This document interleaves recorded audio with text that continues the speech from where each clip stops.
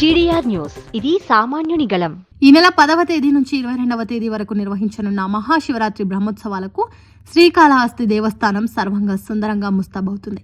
ఈ నేపథ్యంలో దేవస్థానంలో రంగుల హరివిల్లులు, స్వామి అమ్మవార్లు, ఉత్సవ మూర్తులు విహరించే వాహనాలకు రంగులు వేస్తూ, ఆలయ ప్రాకారాలు, గోపురాలకు రంగులు అద్దుతూ ఆలయాన్ని సర్వంగా సుందరంగా ముస్తాబు చేస్తున్నారు. శ్రీకాళహస్తి బొజ్జల సుధీర్ రెడ్డి మాట్లాడుతూ ఈ నెల 10వ తేదీ నుంచి 22వ తేదీ వరకు నిర్వహింపబడే బ్రహ్మోత్సవాలను అత్యంత వేడుకగా నిర్వహించడానికి పూర్తి కార్యాచరణ సిద్ధం చేస్తున్నామని తెలియజేశారు. మహాశివరాత్రి నాడు సామాన్య భక్తులకు మెరుగైన దర్శనం కలిగే విధంగా కార్యాచరణ చేపట్టనున్నామన్నారు. భక్తులకు ఎక్కడా ఎటువంటి ఇబ్బందులు కలగకుండా క్యూ లైన్లను ఆలయ అధికారులతో పాటు తాము పర్యవేక్షిస్తూ భక్తులకు కావాల్సిన సకల సౌకర్యాలు ఏర్పాటు చేసే విధంగా కార్యాచరణ చేపడుతున్నామని తెలియజేశారు. అన్ని శాఖల అధికారుల సహకారంతో మహాశివరాత్రి అత్యంత వేడుకగా నిర్వహిస్తామన్నారు.